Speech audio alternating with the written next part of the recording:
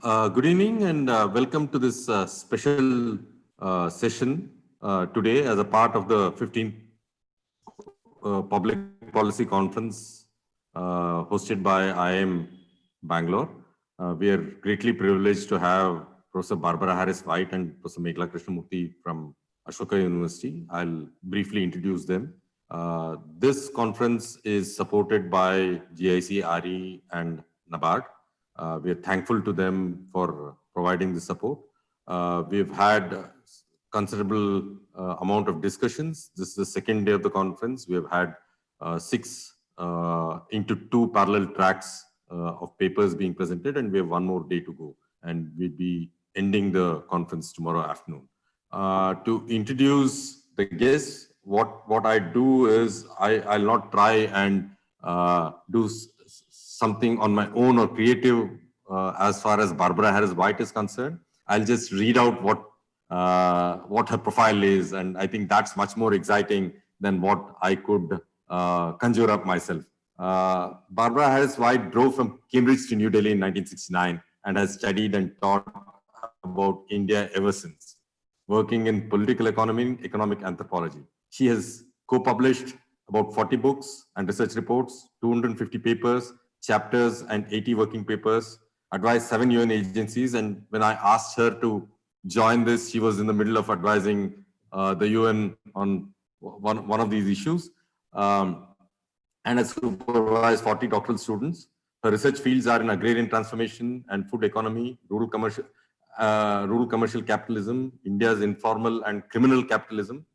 There's a fascinating book called The Wild East, which talks about the criminal capitalism, aspects of deprivation, Dalit and Adivasis in India's business economy, and fascinating recent work, The Economy as a Waste Producing System, aspects of policy in these fields.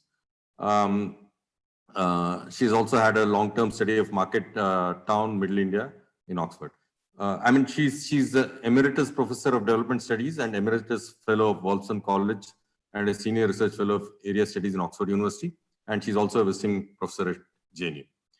That's Barbara Harris-White for you. Welcome, Barbara, for this special session. I'm very happy that you agreed.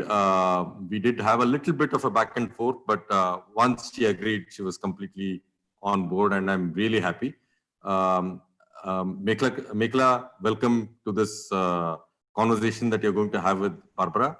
Mekhala is an anthropologist studying the state and market in contemporary India. Her work has been studying mandis in Madhya Pradesh, which is a fascinating piece of work.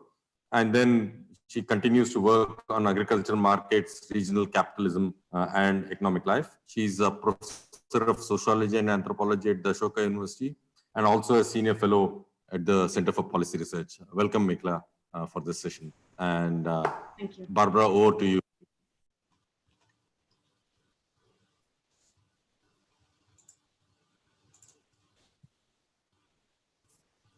Am I sharing my screen? Yes. Yeah, you are. Yes. Even now? I can't see it. Oh gosh, after this long rehearsal. Let me I can't see the screen I'm sharing, which should be... Okay, let me stop it, and then now you can do it again. Or you can give your comments and then start screen sharing when you're ready. But I'd like to give my comments now. Is this a full screen? Yes. Good. Yes. Okay. Thank you, Sriram, and hello, everybody. It's afternoon here and not evening. It's a real privilege to join you, and indeed it's a miracle of technology. At first, Professor Sriram asked me to talk about agricultural markets, but I knew that there was nobody better to do that than Mekhala Krishnamurthy.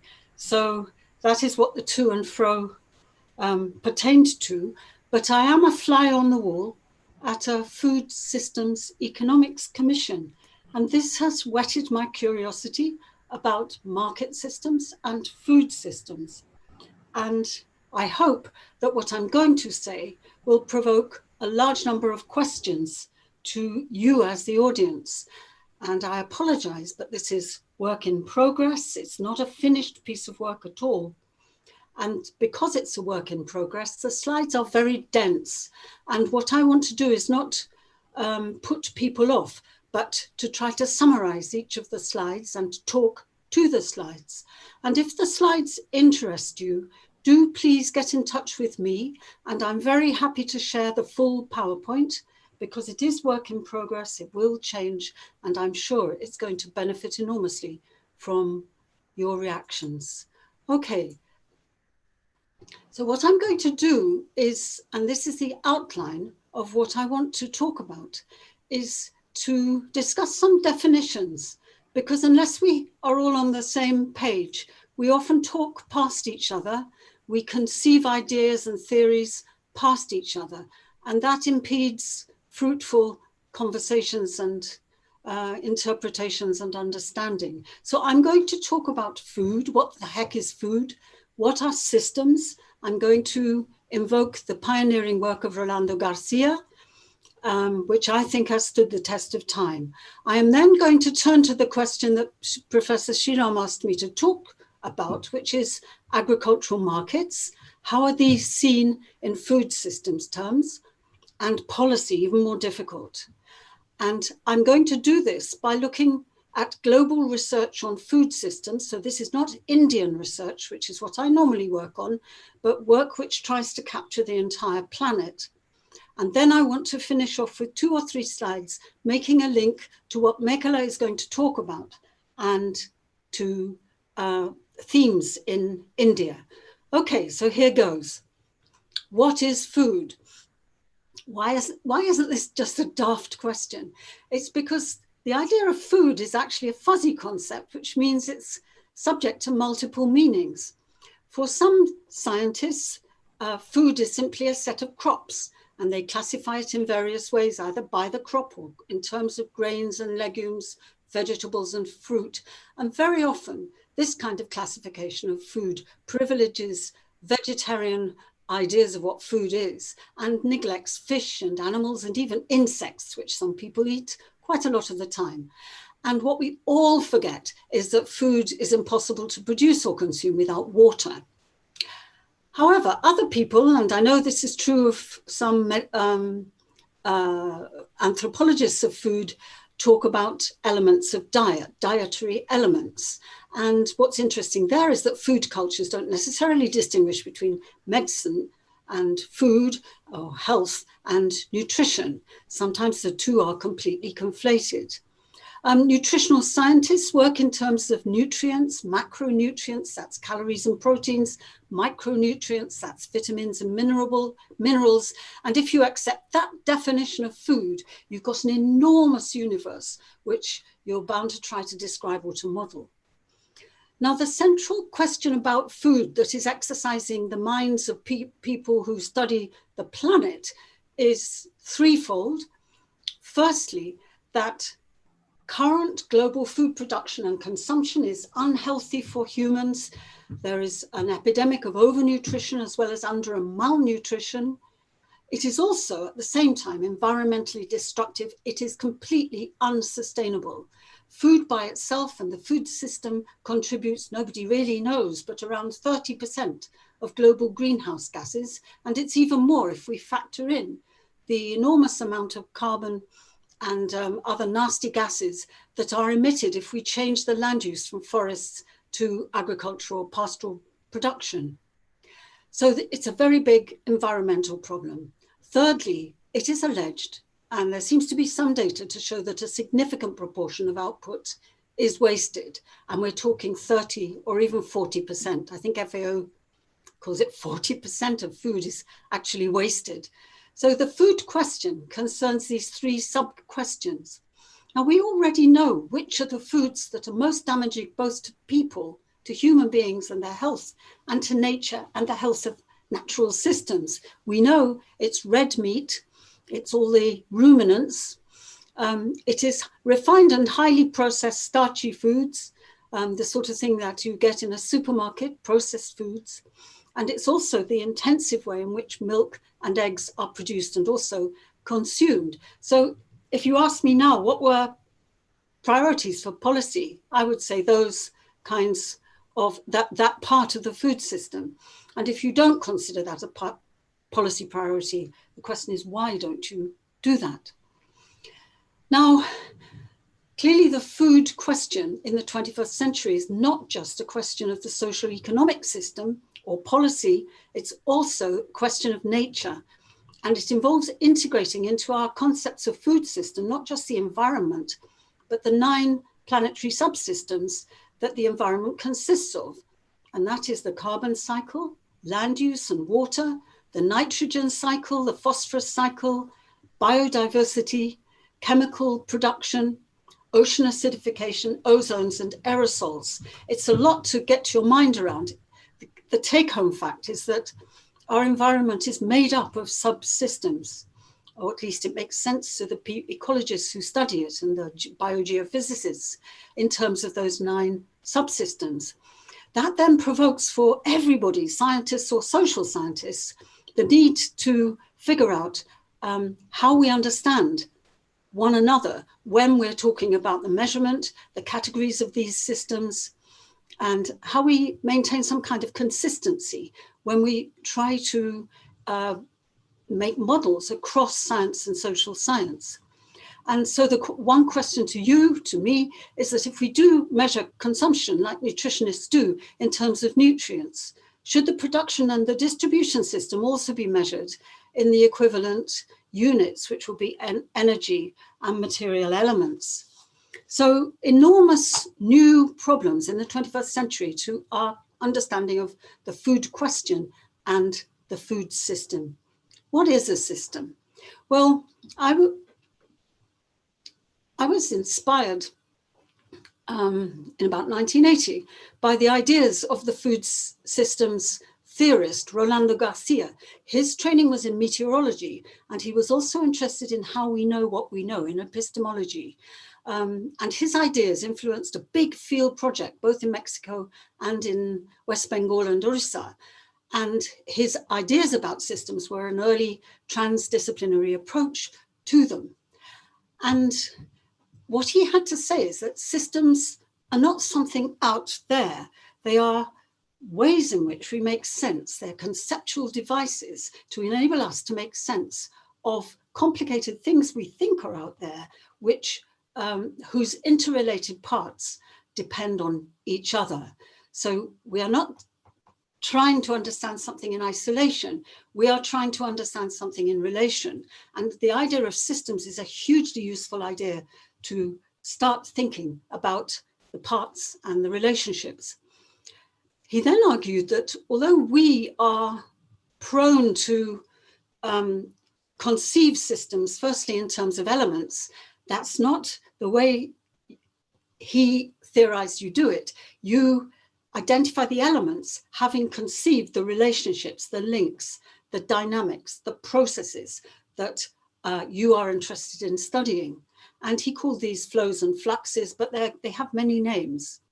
So the structure of the system is defined by the relationships. And looking at food systems in the late 70s and early 80s, he identified many things that we would now talk about as policies, as fluxes going into the food system and flowing out of the food system. And they are up there on the slide. But if we look at them from 21st century eyes, we find there's no energy there, no materials, no biodiversity or planetary subsystems. There's not even any capital. Although he's aware of labor and workers in his idea of the food system, there isn't waste, and there are no gender relations, and there are no policies as a category, but there are many policy-like activities. So he's having a go at fitting policy, what you might say public administration, into food systems, but it occupies a quite fluid sort of place. He also argued that there is no single scale in a food system, in the concept of a system, and that scales will vary according to our own needs for precision and intelligibility and interpretation. He argues that systems contain and are made up of subsystems, but that they don't occupy a particular place in a system. They may overlap, they may be contained within a system, they may be hierarchized between one another, each subsystem within a system, and they may also be unstable. Now, for the food system, he suggested 3 subsystems: a physical one, an agro-productive one, and a socioeconomic subsystem. And in the rest of this slide, I have listed what he thought were the primary elements in these subsystems. But you can see under eco-soc, social and political structures, that he's quite vague about that. And this is one big finding that you find when people try to model the planetary system. There's extraordinary amounts of ignorance and vagueness. And he goes on to examine relationships between subsystems and one another. And they are not necessarily symmetrical. The forces that, that act between the physical system and the agro-productive system might be different from the forces acting in the opposite direction. He talks about system quality, stability, and resilience. Resilience is something that's stood the test of time. And the evolution of the system. These are not things which are stuck in tablets or set in tablets of stone, but constantly evolving. And they're complex. Complexity is something we know quite a lot about these days, but for Rolando Garcia, it was an attribute of the methodology, and it was a function of our own capacities to understand. And it required some kind of lingua franca, some kind of intelligibility between fields and disciplines and concepts. And it's not a trivial problem at all. At the same time, models have to be selective. They have to be defined by the purpose. They are constructs inside our heads. And therefore, we need to be honest and defend the purpose and the way we're translating the purpose of trying to systematize food production, distribution, consumption. We have to defend that. Okay, all systems, when we conceive them, have to have boundaries. And Rolando Garcia explained that boundaries are not hard and fast. They again are concepts, our own concepts, and they result from hypotheses that we have about how we might close a system in terms of concepts. There are no isolated systems in nature. Physicists have an idea of closed systems, but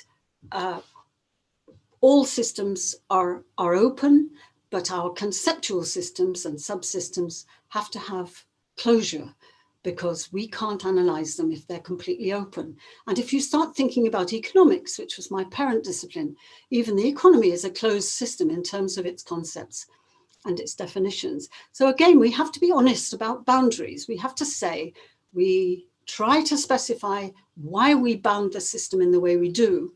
We recognize that things outside the system are not necessarily independent of it. There may be many flows, especially in a food system, across the system boundary, money, food products, inputs,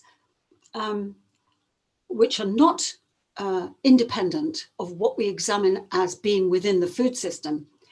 But there are other boundary conditions that can't be expressed as material flows. And here you in public administration and policy may be interested in the idea that decisions are taken outside the system and they may produce or include decisions and changes in flows within the system. We have to, again, be honest about it and define it. And lastly, reflexive relations also define the boundaries of the system. How agents within the system define the boundaries of the system they know they're acting in also matters, and we need to try to incorporate that as well. So this is not easy. The environment is not nature.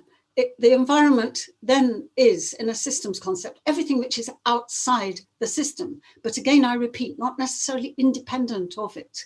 And Rolando Garcia talks about a continuum of relevance in which we make judgments about things which are outside and not affecting the system, or things, and nowadays modelers are fixated on shocks, also known as hidden costs, which are outside the system but affect the elements and the flows within the system.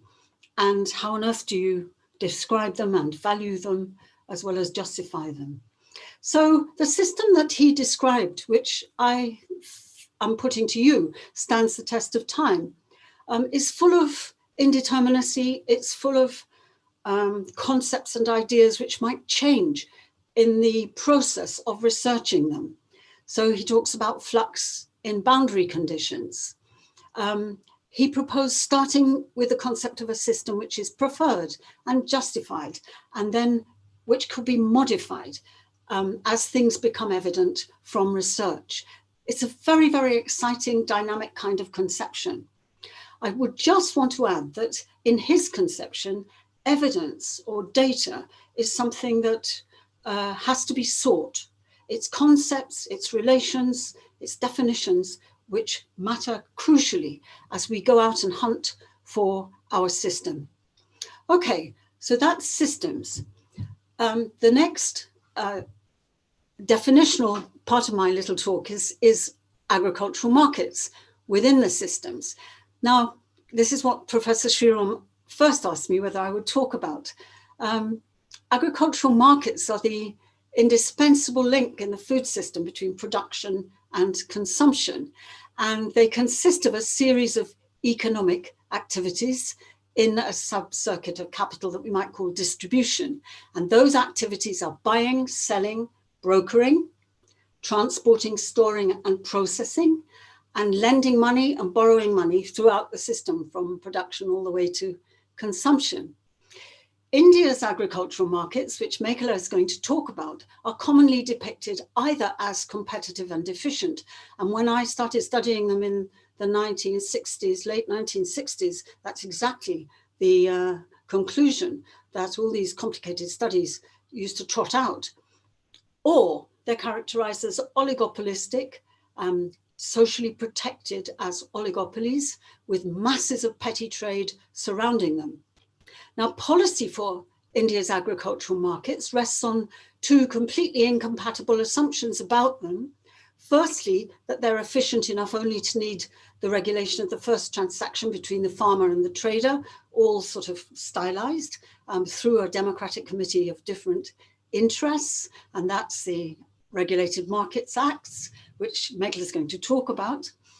But secondly, that they're not efficient, they're inefficient, or they fail, or they don't exist at all. And that because of that, the state has to step in and replace them. Hence, you have the Food Corporation, the public distribution system, Agricultural Prices and Costs Commission, minimum support price, all the debates that we know about, resting on that second assumption about markets. And in practice in India, you don't have an either or, but you have two policy principles being implemented and coexisting in layers, a bit like geological sediments. Okay, that's agricultural markets, how I see them and how I hope we'll all see them for the rest of this talk.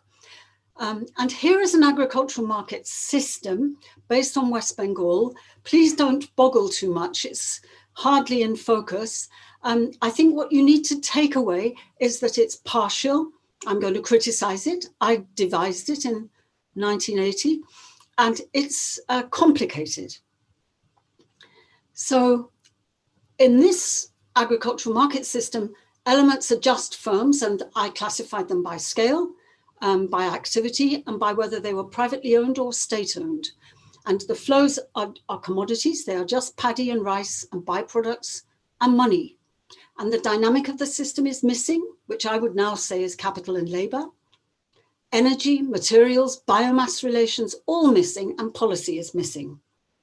Now, Mekhala is going to argue, I'm fairly sure, that the sort of scaled up global knowledge that I'm trying to grapple with and present to you is totally inadequate unless it's backed up by empirical specificities.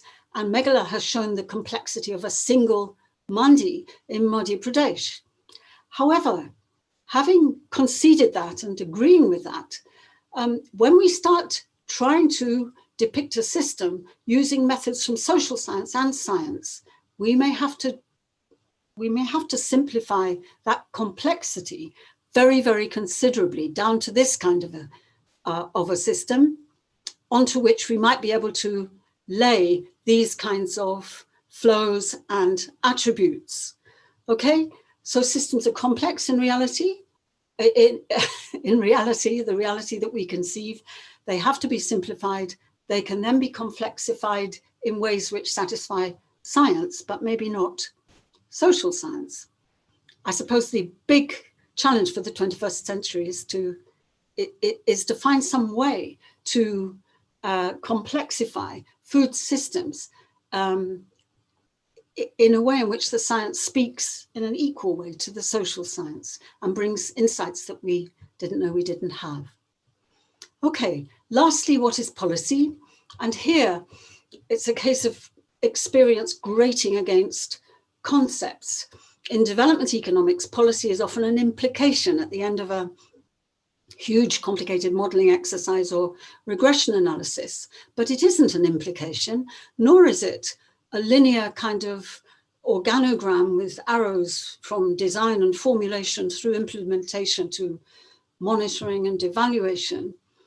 Having taught policy for many decades, I've understood that policy can be theorized through 6 disciplines, inside which there are their own debates about paradigms and the strengths and weaknesses of concepts and theories, so that there is no one way to analyze policy or public administration. There's no theoretical way to analyze policy. Even if people don't refer to theory, they have some kind of theoretical notion behind their use of this term policy. And so I reached retirement thinking comparisons and a critical attitude to pluralism is very valuable. So in 1974, at IDS Sussex, Bernard Schaffer said, policy is what it does. And that was for me like an earthquake. I'd just had 2 years in the field in India and Sri Lanka, finding that policy wasn't an implication. And that he argued that what policy does involves politics and how on earth to research the politics of policy. And what he argued in a nutshell, it's certainly not in a nutshell, it's in a very mystifying language, is that policy is a simultaneous process of 4 kinds of bureaucratic politics seething away all the time. It's not a thing, it's a process. And that rings bells with Garcia saying that systems have to be defined through processes. Firstly, agenda. So that's where we all work.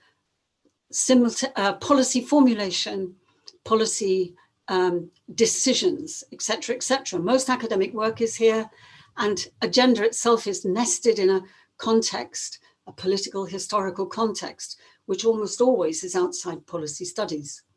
The second kind of politics, and agenda is political because items bubble up to the top, they get pressed back to the bottom, a bit like bubbles in a bottle of fizz.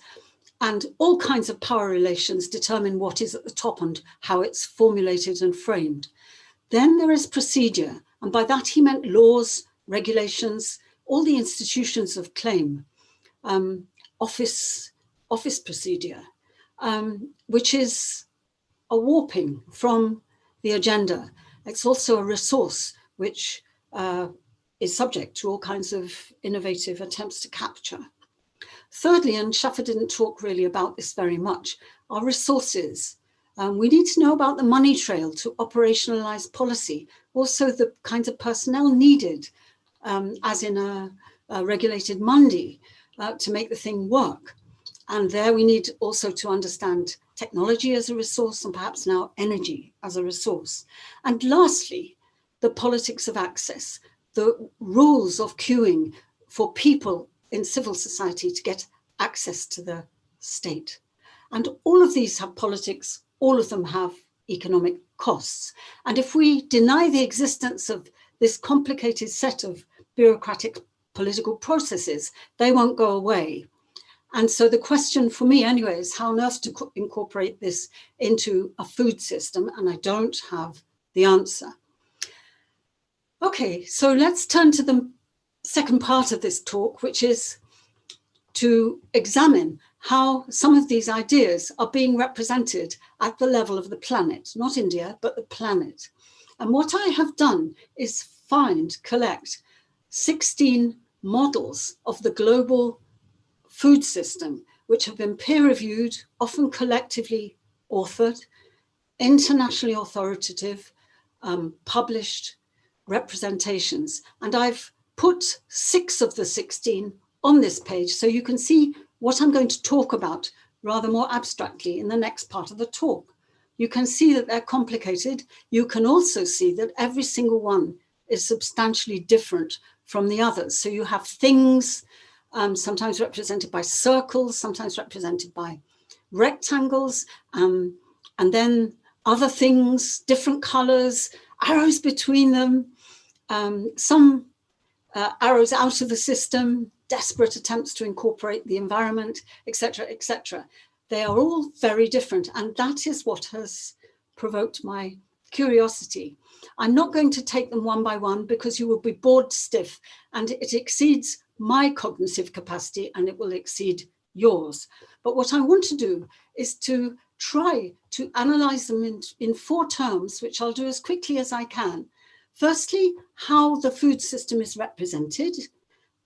Secondly, how its drivers and relations, remember what Rolando Garcia said were crucial to a food system, how they are represented. Thirdly, Professor Sriram's request to me, which was how do they handle how do they handle agricultural markets? It's my version of his request. And lastly, your specialist interest as an audience in public administration. How is public policy handled in these models of the planetary food system? And the answers are provisional, complicated. I can't get round it. I'll make my best attempt to do it as quickly as I can. Okay, so what are the food systems? They are all different. All 16 are different. There is no consensus about what a food system is and minimal consensus about what its subsystems should be. Quite a lot of them identify the same subsystems as Rolando Garcia, an environmental one, although they call it different things. They call it ecosystem, nature, etc., etc. And then an agro-production system called a food system or called agriculture. And then something to do with society. It's called people, it might be called culture, and various other concepts may be added on to these 3 subsystems. But most perplexing to me, and I think something which I feel critical about rather than simply commenting on, is that very often the subsystems are disciplines. So it'll be environmental, economic, sociological, political, plus sometimes demographic or health. And sometimes the subsystems are food commodity groups or diet groups like the meat system, the vegetable system, the cereal system, and so on and so forth. I hope you're getting an idea of just how complicated and confusing this all is. Only one of the 16 said that the system is irreducible. It's irreducibly complex. And they conceive the subsystem in terms of resources and assets, labor, commodities, organizations, and space and territories. Sometimes the classification of the elements of the system are inconsistent. So in one case, productivity, which is an outcome, was classified on a par with farmer behavior, which is a flow, and on a par with the environment, which is a massive great framing or a subsystem. So this is quite perplexing if one is trying to make sense of what the concepts are behind the people, the organizations which have tried to model the planetary food system. And some of them have incredibly different scales of aggregation and give them equal status, like household is the same kind of unit as international trade. The boundaries, mostly represented as closed, but they're very rarely problematized. David Goodman, the sociologist, said how the agro-food system fits the global political economy is itself a big problem. He's right about that.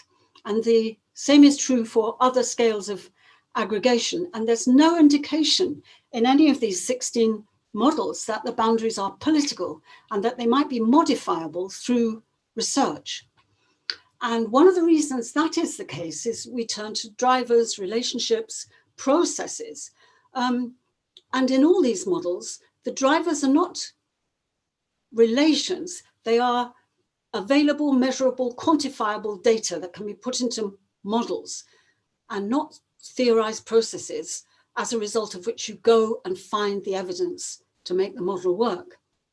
The drivers are often depicted as disciplines. So disciplines can be subsystems, they can also be drivers. And sometimes subsystems in one model are drivers in another, and just occasionally they're subsystems, the same thing as a subsystem and a driver within one model.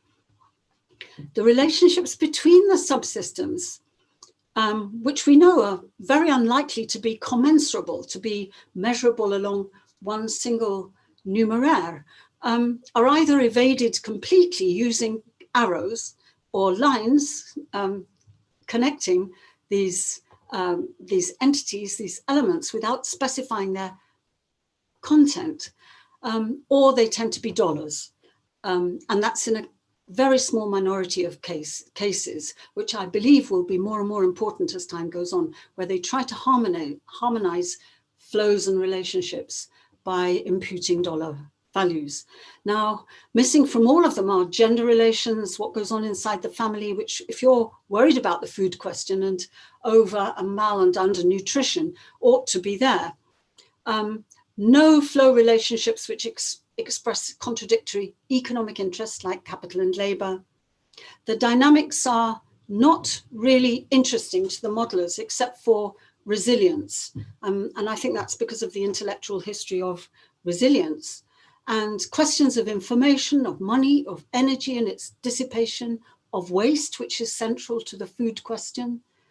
All these things are missing from these models, or alluded to at levels of abstraction which don't actually go into the difficulties of trying to relate them to other subsystems. How are agricultural markets depicted, or the system of agricultural markets, in these food system models? Well, as you can see at the bottom of the slide, I've concluded reluctantly that it's a lucky dip. It's shambolic, it's absolutely untheorized. Agricultural markets are splattered all over subsystems, and only one model has a systematic representation of elements of an agricultural marketing system, defining them as that, but they don't look at the flows between the elements. Frequently, and you have to laugh, agencies and sectors and activities are conflated. So you get traders with the food industry, or wholesaler with delivery, or categories like marketing and storage, distribution and retail, all shuffled away, and distribution and storage, marketing and retail, from one model to another. So clearly a real lack of understanding of what a market system would consist of. Sometimes fuzzy words are invoked, like food supplies, processes are reduced to sourcing. Some models ignore markets completely. If we reduce the food market systems to global supply chains, as I did in the diagrams when I was explaining agricultural markets as systems, what we do is miss out the market systems which are complex. We do simplify, and we miss out about 70% of the food which is not actually entering global supply chains in the way that supply chains are modeled. So it's a complete mess. Someone like Mekhala will have a field day. Many of you out there, if you're provoked by this, please work on this and make this part of the food system more systematic and better conceived. Lastly, how do they deal with policy, these 16 models? It's clearly also extremely tricky, and there is no consensus. And if at all, policy is confined to Bernard Schaffer's first process of bureaucratic politics, which is the agenda, formulation, decision-making. Just occasionally it's part of the environment outside the food system and labeled. Sometimes it's a frame and labeled as a system setting. Don't ask me how. Sometimes it's a subsystem in its own right and labeled choice bundles. Sometimes it's an element and sometimes it's a flow. Very often it's ignored, or it's aggregated up on a par with other categories. So you get policy institutions, or it's reduced to governance, or it's a list of specifics, and those lists of specifics are all idiosyncratic. So one list might be policy, law, political parties and governance. And you have to make what sense of it you can. Few give policy any kind of attributes except for lobbying in one or two models. And one of the models recognizes trade-offs between policy as an attribute of policy, which I think is a big insight. There's no engagement with implementation or policy practice as a field of public administration. In that sense, there seems to have been no change since the 1970s. And my conclusion is that notions of policy are chaotic, they're depoliticized, or they're repoliticized as a technical matter with power residing in the technician and scope confined to the agenda. So there's a great deal of work to be done. Okay, what are we to make of these 16 models? Is this obscurity actually for a purpose? I think one kind of interpretation is what David Goodman and Mike Watts, both sociologists of the food system, do, and they invoke a panoply of tools, and they talk about the value of theoretical plurality, even the necessity for theoretical plurality. But is that really what we're seeing? Because what I see is an empiricism which is led by available data, unaware of the kinds of preconceptions that lie behind the terms that are being invoked. And you could, on a bad day, you might call it preconceptual anecdotalism. And if there is no theory, and if empirical categories are driven by the availability of data, and it's got to be data for 150, 160, 190 countries, what is the role of experience? And that's a question I can't answer, but I think is an important answer to ask the people who are actually doing this planetary modeling. So much of consequence for the food question for the 21st century is missed out of the 16 attempts all in the 21st century to try to model it. For environmental scientists, sometimes society is simplified to a point of meaninglessness as people or culture. And the same is true for the environment when social scientists just refer to the environment as resources. Again, there's an enormous job of work to do. Now, Rolando Garcia, whom I talked about at the start, said systems are mental constructs and they're built for purposes. So when 16 models of the food system differ, should we be surprised at all? Perhaps not. Perhaps some of you think this is an inevitable thing, but I want to propose a different conclusion, that this extreme idiosyncrasy and lack of consensus about the same purpose, which is to model a planetary food system, is a problem, especially when 20th century disciplines, with all the contentions within them totally ignored, when those disciplines are invoked to mask over discursive chasms and complexity, and disciplines still remain irreconcilable domains of knowledge, and to invoke politics or economics or sociology in a food system, assuming that that necessarily means one way of interpreting them, I think is rash in the extreme. And I conclude critically, not simply inevitably, that these systems manifest a stupendous disregard for theory of any kind. So the food system exists, it exists in our heads, it functions in reality, but conceptually it is broken. So here are the blind men feeling the elephant.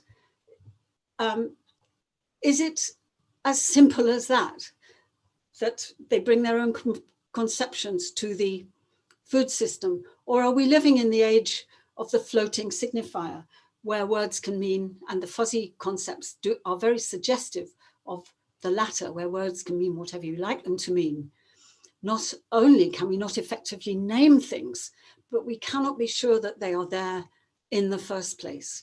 Okay, I'm almost at the end of my talk. You'll be relieved to know. But what I think this situation presents is an enormous opportunity for room for maneuver analytically and also in terms of policy at the level of the nation state, the federal state, and at the local level, because the planetary system is right now conceived in a very messy way. you in India can work on this and make a much more rigorous analysis of the Indian food system and what needs to be done in policy terms to make it better. Okay, so I just have one or two slides to finish off as a link, a segue between this talk and Mekhala's talk, and trying to share with you some of the backcloth, the background that might need to be in place if you develop public policy as a political subsystem within the Indian food system. Okay, some aspects of the context, which is the ability of a country like India, not just India, to sign international resolutions for so many degrees of climate heating or for paradigm change in agriculture, in this case for agroecology, and not to do very much about it in practice in terms of local public policy. Just 10 of the 27 states of India have policies promoting agroecology, and they're all at variance with each other. I have a very complicated diagram I withdrew at the last moment. And India has made a commitment to zero budget natural farming, but without any role for evidence at all. Meanwhile, you have a massive behind the scenes role for big agribusiness and their interest in cash crops. And you also have a lot of aspects of land use and food production, which are either sacred or completely neglected.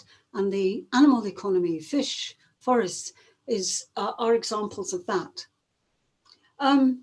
We need, looking at the context, when we make policy suggestions, we need to try to figure out what institutions need to be in place for the policy to be implemented as we suggest it should, and where the hostile forces are. They aren't just obstacles, they're actively hostile forces. Otherwise, our good policies would be implemented already. Where is the opposition? How are they to be neutralized, bought off, bypassed, destroyed, etc., etc.? I would urge you to mainstream this in all policy teaching. When we look at India and the agenda, we are yet again in territory which is fuzzy, which has where words have multiple meanings. And actually, an hour before I spoke, I got a paper which may mean that the comment I made is redundant, but until at least an hour ago, I thought that all the terms for the new technologies which are kinder to nature and which are claimed to maintain yields haven't been rigorously evaluated in systems terms.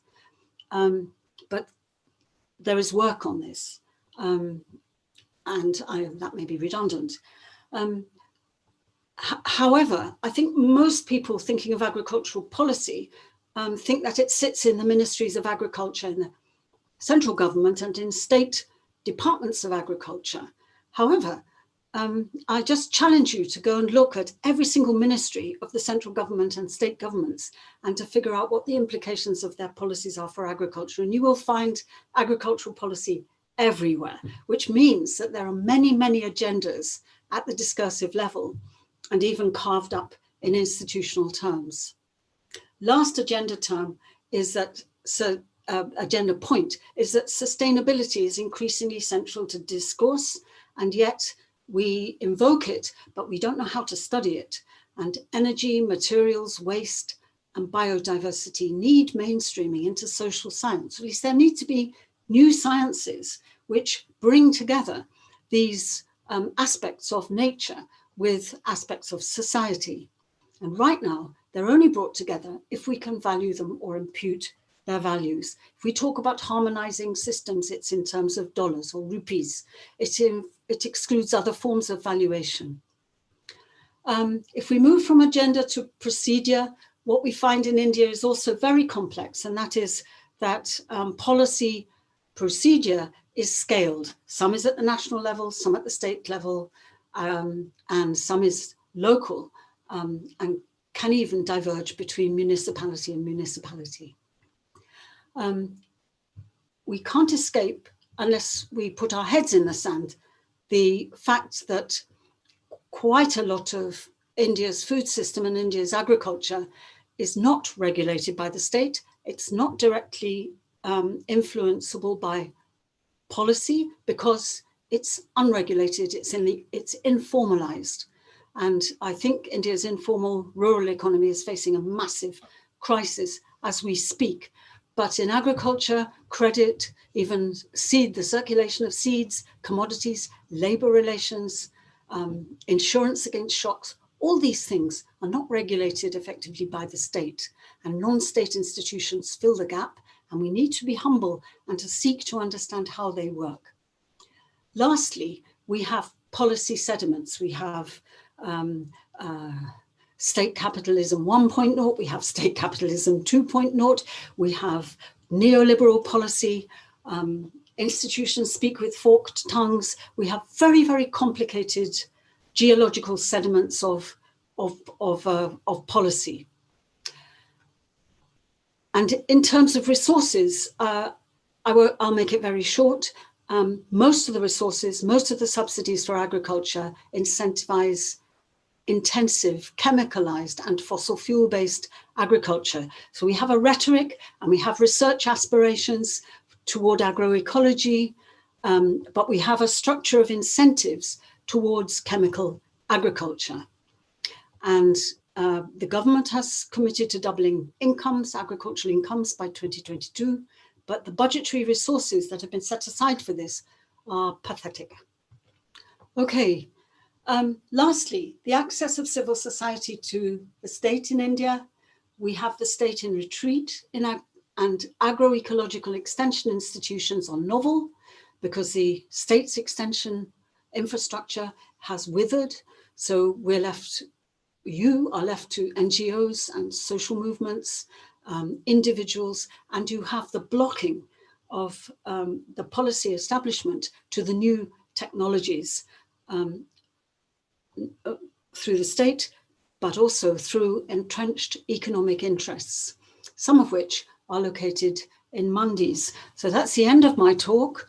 And I leave you with photographs of just how complicated and vital India's food system is: intensive agriculture, labor-intensive organic agriculture, environmental destruction, complicated marketing systems and technologies, and on the right, obesity and undernutrition. Thank you very much.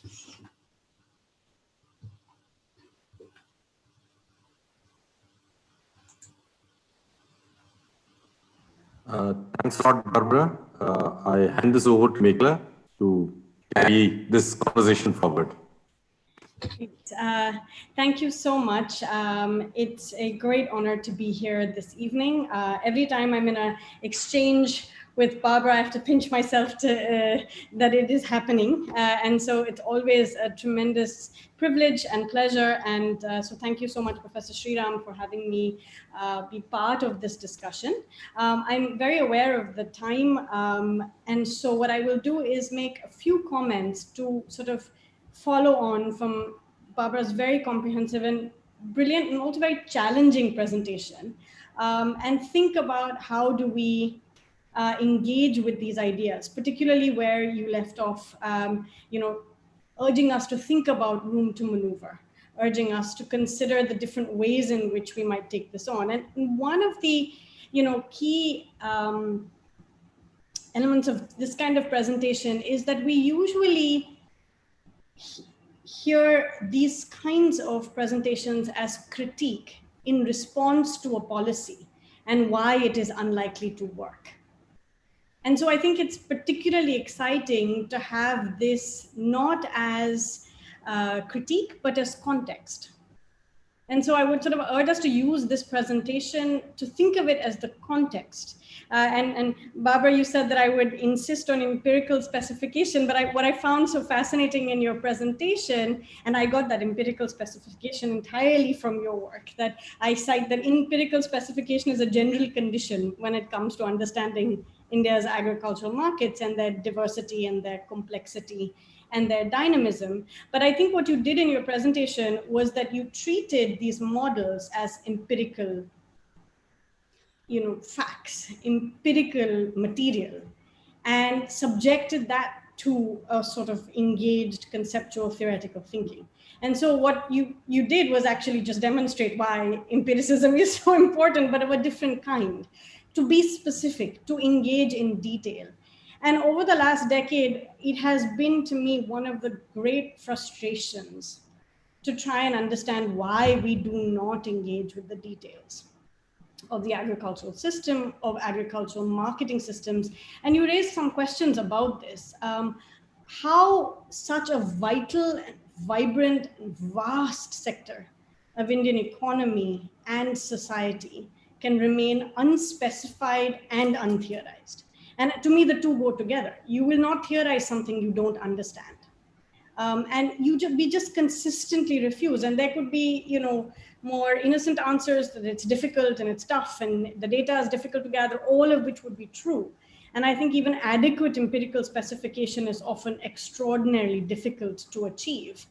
And yet I do think that we have to ask ourselves, why? And we're in an interesting moment because agriculture is certainly very much at the center of India's policy agenda in this pre or in the middle of this COVID crisis.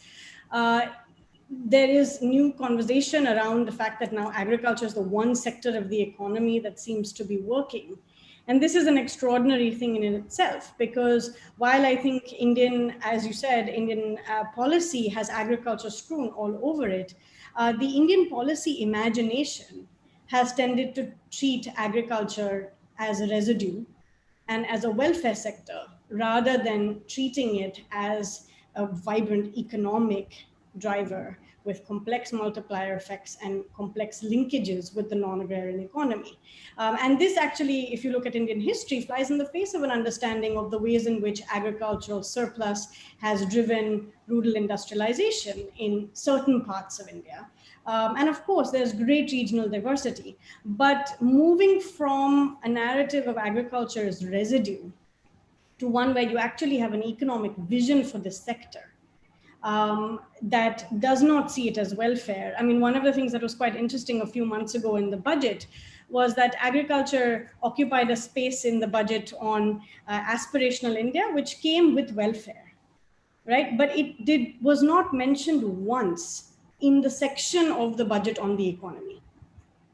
So this is quite a remarkable thing about the way in which policy treats agriculture, right? And I think it's a central question, which is that do you see it as only as a welfare sector, or can you see it as a driver of economic life, at the heart of economic life, where food and non-food, and of course, when you speak about the agricultural system, we are also talking about non-food crops and cash crops, and India's own history with cotton and many other crops will tell you that there's a complex history there between food and non-food as well. So, I wanted to start with this idea that if we have your presentation as backdrop, what can we say about contemporary Indian policy on agricultural markets? And I think this will in some ways segue into some of the questions that participants also have. So one of the big reforms that everybody has been talking about and that is on the table, and I see a participant has raised this question of one nation, one market, has been regulatory reform. And these are these three new ordinances that have come in, which look at a modification and amendment to the Essential Commodities Act, a change to the way in which agricultural markets are to be regulated, reform to what we talk about as APMC Acts. And often we call them APMC Act, and there is no one APMC Act because over the long history of Indian market regulation, these have always been state acts. So actually to have a central ordinance regulating India's agricultural markets, even at the primary level and the level of the first transaction, is historic. Both colonial and post-colonial Indian policy and legislation has never done so. There is a question about whether it should be on a concurrent list, but clearly, the government has chosen to go ahead with this. And it is being done in the backdrop of an effort to have an electronic national agricultural market. Whereas all empirical research and engagement with India's agricultural markets will tell you we do have a physical agricultural market, a physical national agricultural market, where very complex transactions happen and there is extraordinary mobility across very uneven physical conditions. So credit moves, money moves, material moves, and our system is very dynamic, but and it's usually characterized as heavily intermediated, which it is. But here again, I think, the point that Barbara made in her presentation, that intermediaries play multiple necessary and vital roles. And we see them entirely as distortionary rather than as part of a market. And we don't quite understand the sort of low margin, high volume business that is agricultural marketing trade and the complexity of these multiple roles. So we have these regulatory reforms, and I think those of us, and I see amongst the participants here, number of people who have written very thoughtfully and have engaged for many years, Professor Sukhpal Singh and others, on the actual content of these ordinances and whether they are going to really change anything at all, right? And looking at them, one of the big lessons that you will see from Indian history is that it doesn't look like it, because again, it ignores the empirical specificity. It ignores the layers of the state. It ignores both, the state level and local variation. It really doesn't engage with the commodity specificity and does very little to handle what you said, which is the institutional preconditions, to actually have this kind of regulatory system in place. At the same time, these ordinances have raised, questions about what happens to the existing system, which, as you said, is coexisting. So, I mean, we have to understand that the vast majority of India's current agricultural marketing system is private. It is private trade, and the state plays largely a regulatory role, except, of course, in the massive and important area of food grains, particularly with wheat and paddy, where we have both a procurement system and a distribution system. But even within that, when you think about all the Indian agricultural produce produced and consumed, the amount handled by the state, although disproportionately occupying the policy imagination and the political space, is remarkably small. It is actually, food grain intensive, wheat and paddy focused, and it covers paddy and rice, and it covers about 5 to 6%, right, of India's farmers. And even in terms of everything that people consume, a very small proportion of consumption. And so the vast majority of Indians, both as producers and consumers, engage with the market, which is the private market.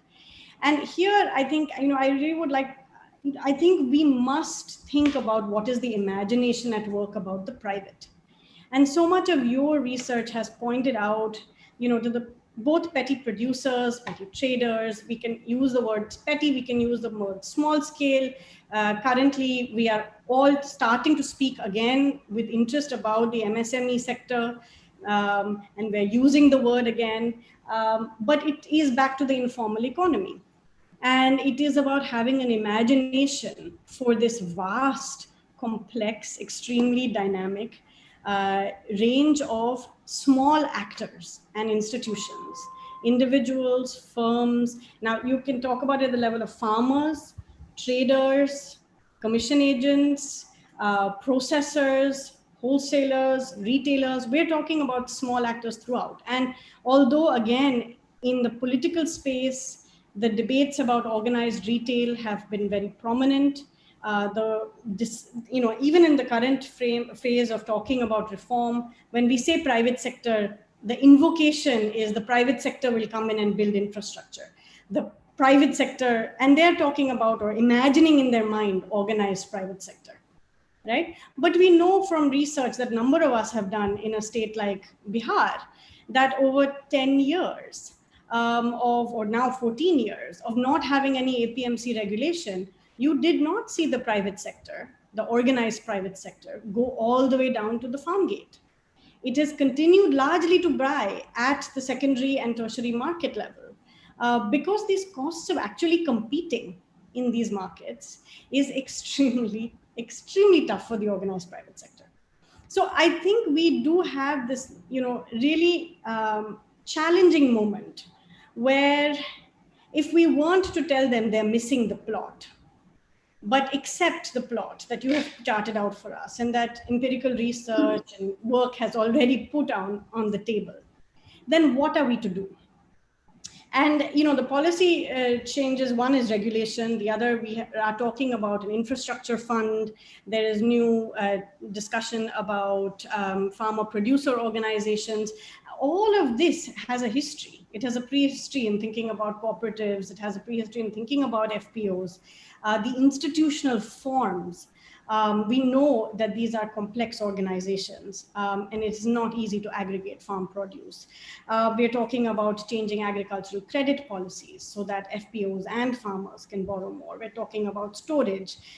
So there are all these elements that are sort of populating the policy space at the moment. But missing is this overall vision of agriculture as actually an essential economic sector. And missing is actually an imagination for dealing with the small scale. I often used to joke. I remember when I was writing my thesis, my doctoral work, that the ABCD, people often say, of the global grain trade is ADM, Bungi, Cargill, and Dreyfus. And together they control a very large amount of the global grain trade.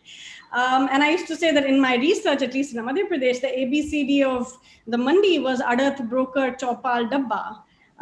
In the mandi, and somehow that ABCD had kept out the big ABCD, not because it was protected, interestingly enough, because one of the leading, multinational corporate traders, grain traders I spoke to, he said, the reason we remain asset light in India is because you don't have enough barriers to entry.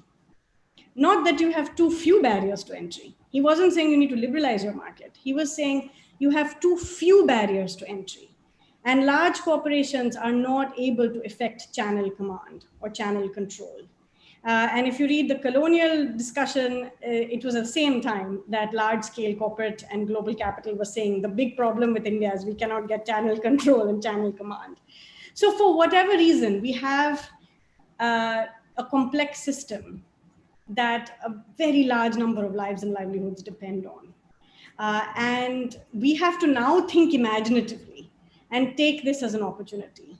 We could take it as an opportunity to critique, but how do we actually take it as an opportunity to really think about what Indian policy going forward could be, given all that we do know and are still learning and need to learn about India's agricultural markets and our food systems. So, I would leave it with this big question, which is to say, let's look at the room to maneuver. Let's think about the imagination. It's either that Indian markets cannot be reformed because of political interest, and any attempt at state policy is really state capture. But that is not going to be adequate. I think the decade and a half, 2 decades now plus of speaking of reform by stealth is problematic, because we are simply then replicating an idea that there is little space for democracy, there is little space for deliberation, for consensus building. But we have a very fragmented landscape, even amongst civil society, farmers' movements, policy, and quite rightly so. But this contestation should be expected at the heart of the economy and at the heart of society. So instead of seeing this as a liability, how are we to transform it? I always say that you can start by saying, if only then doesn't work for India ever. So starting by saying, if only we were, then this would work, that would never work. We're clear, we are what we are. Maybe we do have to start with in spite, despite, right? We have to move forward. But eventually the in spite, despite has to become because we are democratic, because we have a large number of producers and consumers, because we have to deal with massive inequality, because we have democratic systems, and because we are federal. We design systems that work for India. So it's a big, complex challenge. I think some of the questions that have been laid before us will sort of push us to take this on more. But I do think there are experiences, both historical and contemporary, on which we could draw to think about what would be a good regulatory design and system for India. How might it look, and what would be the role of different institutions in trying to see that happen? So I'll stop with this, and then we can open up to questions, or maybe Barbara, you'd like to respond once, and then we can take forward the conversation.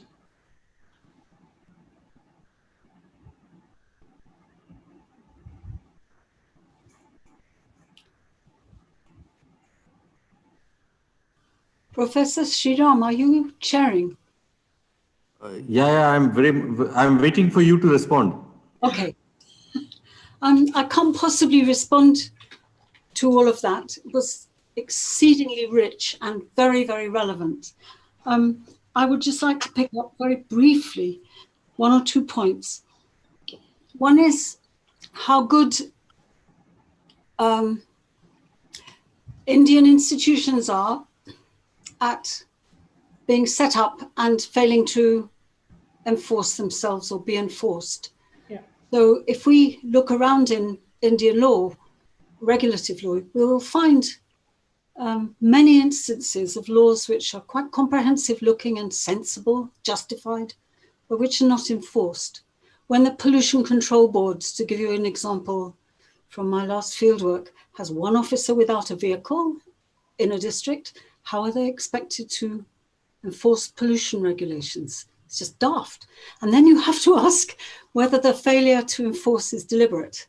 And over the years, I've come to feel that that's the hypothesis that we must start with. So enforcement is as important as policy, yes, and vision. We have to figure out what needs to be in place. Again, I repeat it, what needs to be in place for something to act in the way that the analyst or the policy formulated has designed it or suggested it. Second, in Mekhala's really important statement about doing something for for the actually existing system we know we have studied, so it's out there on the ground, as it were, it's real. We have to acknowledge the informal economy, and that turns a lot of our concepts upside down. And it's much worse than that, because these days, a trader may be registered with the municipality and with the regulated markets, but his mandi was not built according to the construction regulations. His labor force is completely unregulated. He will have 10 bank accounts and many more credit relations in the informal economy, which are uncontrolled. He observes environmental regulations in the breach. In other words, what we have now is very complicated, because I think it's impossible to deny that parts of the Indian economy are formalizing. They're moving from being regulated by social institutions to being regulated by the state. But a given firm may be in a very complicated set of relations with existing regulations and institutions. Oh, and of course they don't pay tax. Most of all, they avoid and evade tax. So they may be registered and yet operating in the informal economy. And that affects our vision for it. And all I want to say about Mekhala's strong call for a vision for what exists out there is that the National Commission for Enterprises in the Unorganized Sector, which existed from 2004 to 2013, had a brilliant website which was taken down, did have a vision for what they call enterprises in the unorganized sector, which is not MSMEs. MSMEs are much bigger than what we're talking about. We're talking about one man and a bike kind of enterprises, up to small family businesses. So they did have a vision, and it was to strengthen everything they need, either to grow as capitalist firms or to multiply amongst members of their families at the same level of scale.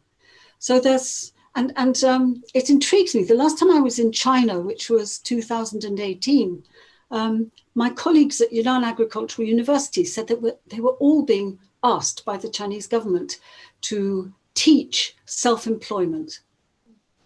And it seems, I don't know the extent to which this is correct, but if what they said is correct, the Chinese government has decided that factory industry cannot absorb the labor supply, and that China's new phase of capitalism, state capitalism, has got to involve self-employment. And so they were all teaching marketing, accounts, management of small labor forces, how you translate a good idea into practice, Anyway, I just mention it because if people are inspired to develop a vision for the small sector, however you label it, there will be experiences in other countries to draw on. I'm going to stop there because I know from the chat box that there are a lot of questions coming in. But thanks very much, Mekhala. Yeah, Mekhala, would you want to? Yeah, no, I really do want to, allow people to sort of engage in this conversation. So I'll keep this very brief, but just to pick up on this last point that, Barbara mentioned, and I think, Professor Sriram, your work on microfinance also points to this. I mean, I think, one of the things that always interests me when we talk about agriculture is people say people don't want to be in agriculture, right? That people don't want to farm. But one of the interesting sort of things about agriculture historically is that when people move well, they do well in agriculture, they move out of agriculture. When people do badly in agriculture, they move out of agriculture. Agriculture has never been a sector in which people will say forever, I wish to be in agriculture. Part of your family may stay, you may grow, people will diversify. Diversification is part of that story. And we often say this in our conversations that historically, three things. Indian agriculture has always been more than rural. It has included the urban. That the urban has always, in fact, been, David Ludden wrote this long ago, that for the longest time, Indian urbanization happened within agriculture. It happened within agrarian worlds. So, and we've studied market towns and other things, and that's still very true. So one that, Indian agriculture has always been more than rural. The rural has always been more than Indian agriculture. This has also been true. It always had more than agriculture. So these relationships have long existed. And I think when we think about self-employment, when we think about empowerment, when we think about decision-making and the complex choices that various actors make, I remember the Mandi traders, very early on, one of my first discussions with the Mandi trader was Jain, and he said, जो social था वो अब commercial हो गया है. What was social has now become commercial, and जो commercial था वो social हो गया है. Right? He was talking about how health and education have become commercial, and so his daughter-in-law now runs a tuition class, and his own work, the grain trade, was at that time being taken over by the state, entering the wheat market. So he said, "Jo commercial tha, wo abhi social ho gaya." It's become. But these are the dynamics that have always existed, right? And people make decisions very much aware of these dynamics, these changing worlds. And I think one of the things that's very critical in our imagination of agriculture is not to then hem it into an idea that everybody will stay at a certain level or reproduce any kind of steady state. It is one characterized by diversity. And so regulation also, and policy and investment will have to think about how to most enable people to make the decisions that they need to make, given the size of their land holdings, given the size of their family, given their own ambitions, their own interests, their ability to access resources. And that's very challenging. And again, it requires an understanding of what people's lives are like, what, the complexity of market structures and economic structures are. But I feel we have to begin there and build it up with this kind of political and conceptual understanding. But that's just a point. And I think the microfinance example, the reason I was mentioning this, because one often felt you wanted to turn people into entrepreneurs when many wanted good jobs. And our inability to separate the labor market from thinking about, what people's entrepreneurial ambitions were. And so you were it was a default entrepreneurship that you had to have. Just like you're supposed to love agriculture. Otherwise, you're not supposed to be in it at all. These are impositions that I think we need to move away from as we imagine this space and actually think about how people make choices, often complex, keeping various realities in mind. So I'll stop there and open it up to questions. So, Barbara, I'll take Asmita Kabra has a question, and it's a very interesting question, and I'll add a little bit to it, little bit of masala to it as well. She says the absence of agriculture as an important economic sector in policy and vision documents, particularly, policy making, budget, etc., coexists with an unstated but huge presence of large farmers in formal politics. So, what explains this discrepancy? And I'll add to it. I mean, Sainath has been consistently saying that the number of farmers getting elected to the parliament itself is on the wane. So, part of it is explained there. But the other part of it is very interesting, that in policy consultations, agribusiness gets a share on the table, and agribusiness seems to be doing fine, in the food chain. Farmers have been asking for a special session on agriculture, that long march to Delhi, wherein they said, we have issues and just discuss these issues for 3 days each, and we have 9 issues or 27 days or whatever. And they were not even met. But at the same time, the policy response is, okay, here is Kisan Samman, here is some direct benefit transfer, here is some subsidy. So, there is no dialogue between the large amount of people who are actually voters and the policymakers. So what is there a way in which we can sort of get around this contradiction? I know it's a complex question, but since Barbara is there, we can throw any complex question at her and hopefully try to make sense out of it.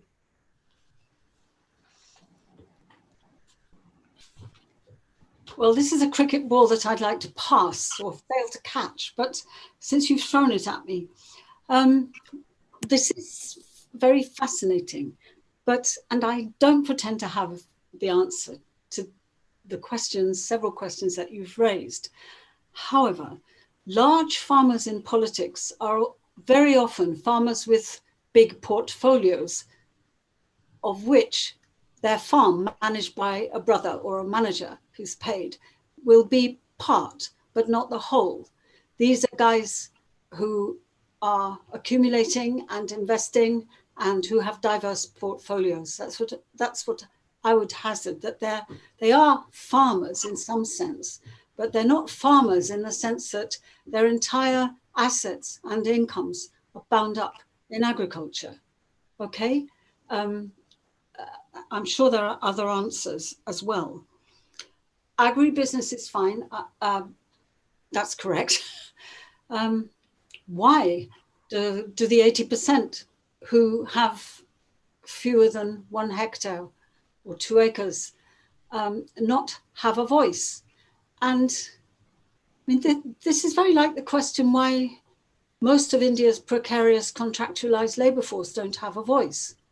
It's extremely difficult to organize people who are basically part-time or seasonal farmers or women with colossal work burdens and reproductive burdens. The Foundation for Agrarian Studies were launching just this morning their book on women and work. And the new evidence just shows impossible work burdens. When you have these burdens in order to survive, it's very difficult to organize politically. It hasn't happened. And I do think that's the reason.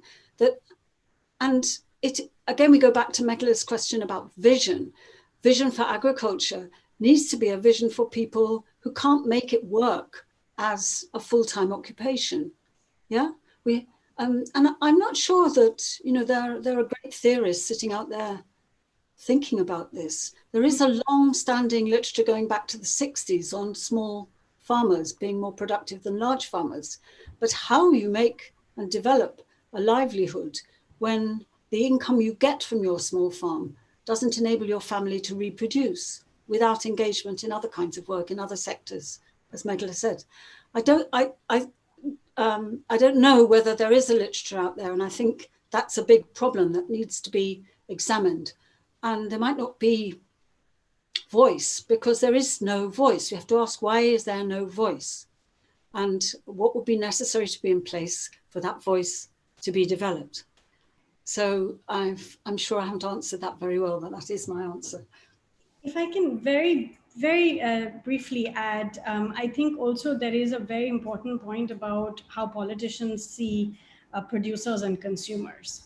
There is a very strong belief in politics that actually the number of farmers is much smaller than the number of overall consumers, right? Which is true. Actually, if you look at, you're just looking at those with land holdings. Now you are not actually looking at sharecroppers and tenant farmers and a whole range of others. And you're certainly not looking at agricultural labor as part of the same constituency. In fact, one of the powerful things about the farmers movement and the marches recently was that it brought labor and farmers together, which was interesting and not actually that, with great precedent, because those are often seen in conflict, especially in Indian analysis and political analysis. So the assumption is that we, which is why the PDS, actually providing those have become very important. The idea, and also this inflation targeting, the tendency to actually focus on inflation targeting. The ECA has been so used because of the, people are very afraid of inflation. Government, in fact, I once sat in a meeting on pulse inflation, and it's interesting because the assumption is that urban consumers set the agenda. They set the feel and a mood, even if they're not numerically very strong. And so I think there's been a consumer focus, which is why the tendency, and that's why a lot of people have commented on the ECA amendment, to say that actually, moving from a system where you completely inflation target, particularly on agricultural commodities, and so I think the farmers movement therefore has responded with a call for minimum support prices. And it's an understandable impulse, to say that therefore give us minimum support prices, which is what Barbara said, which is then that the market is a complete failure. It is much harder to do policy and regulation that would allow us to actually be, change the terms of engagement of small and marginal farmers and traders in the agricultural marketing system, rather than assume that there's a complete failure here and therefore we have to move to a completely state-led system of MSPs and procurement and distribution. This is going to be a system where there's a large private, small-scale private sector. And that's what I think where the innovation is really required. Yeah, I would like to take this back to a little bit of a stereotypification. If you go back to the 70s and the 80s, farmer leaders were Nanjun Swami, Tikait, Sharad Joshi, which sort of represented a certain, they obviously did not agree with each other on what should be the solution, but nevertheless, there were voices with a huge backing, and they were not electorally very successful, but nevertheless, they were able to sort of get their voices heard. At this point in time, the only two voices representing farmers are Sainath and Yogendra Yadav. So what explains this fundamental shift from the rustic people agitating versus the genteel people asking for debate rather than chakabandi? Is there some sort of a fundamental change, Barbara, you see, or Mekhala, you see in this? So, just very quick, a very quick response to that would be to say sort of, you're absolutely right. But I think if you look at the Green Revolution studies on farmers' movements at the time in the 1960s, 70s, 80s, of course, Charan Singh and all, they were called the Kulak farmers, right? The large farmer interest. And it was very much part of the Green Revolution story. And it was about North Indian, in those contexts, it was about North Indian procurement. So in some ways, the government responded to them with the same policy environment which we have today, which is MSP and procurement in places where they're very strong and production is very strong, very strong subsidies for power and for a whole range of other things. It is interesting that it has not actually led to increases in income, but and then a very strong vested system which has emerged around it, right? I think it's very difficult. I studied, a change in Madhya Pradesh where in the 1980s, the Congress government at that time managed to introduce reforms that dislodged kachartyas, who are very strong political community. And most people are very surprised when we say that the government successfully dislodged kachartyas. What was interesting is that farmers did not ask for this. Most farmers were very deeply tied in, and some of Barbara's early work on state and market also talks about how at those years, farmers, especially small and medium farmers, but others were also indebted to the same, and that interlinkage has also changed in recent times, right? So farmers did not ask for this major reform of evicting artias from the market and opening up the playing field. But the only reason that reform succeeded was not just because of the force of the state, but because there were massive changes in production with irrigation and a change in cropping pattern simultaneously to market reform. So I think the other problem is that these elements of the market system or the agricultural system are actually seen very separately by different parts of politics as well. And the large debates get taken up by MSP and procurement. And certainly I think at the state level, contestation is quite different. So I think the possibility for voices to be heard in a central discourse is very different than the possibility of amplifying and mobilizing voices at the state level. And I think that is an incredibly important part for movements to think about. I think we need to decenter, move to the state, and engage with the politics at the state, which is, I think, much more. There's much more room to maneuver. I think at that level. That's at least the sense I've been getting in all my engagements over several years. Okay, thanks a lot. We are now almost out of time. I think we are out of time, but nevertheless, I'd like to end with Barbara having the last word and Kumar Sharma asking the last question. Kumar Sharma's question is: how do you see the current pandemic impacting the Indian food sector? If you have any thoughts on that, Barbara, we'll listen to that and then sort of go have our food. Go have your food. I don't know the answer to that. All I will say is that the pandemic has shown just how important the public distribution system is to the people who are below the poverty line. Of all the state supports in the Azim Premji village surveys during April and I think May, it's the public distribution system which has got furthest into society and which has supported families that would otherwise be very hungry as well as pretty destitute in terms of income poverty. So I can't answer the question. I just expect the PDS to be recognized after this is over, if it ever is over, as having been vital to saving lives of rural people. And I'll leave it at that. Thank you. Thank you very much, Barbara, and thank you very much, Mekhala. I think this has been one of the most fascinating sessions that we have had in this conference. It's been a very wide canvas. I don't think we've gone with much clarity, but we've gone with much, much greater awareness of the complexity of the issues. And thanks for taking your time off and laying down this complex a canvas in this short a time, and also being clear about it. I mean, I don't think we'll get a more concentrated pill on agriculture than both of you here. It's been fascinating. Thanks a lot for being with us, and we'll end it here, and hopefully we'll have some more conversations going on tomorrow, and close it with Soumya's talk. We'll put this video up so that the conversations can continue on YouTube, and we'll try and transcribe it and get back to you for your final approval. Thanks a lot for joining us. Thanks everybody for joining us this evening. It's been a fascinating evening. Thank you. Thank you so much. Thank you.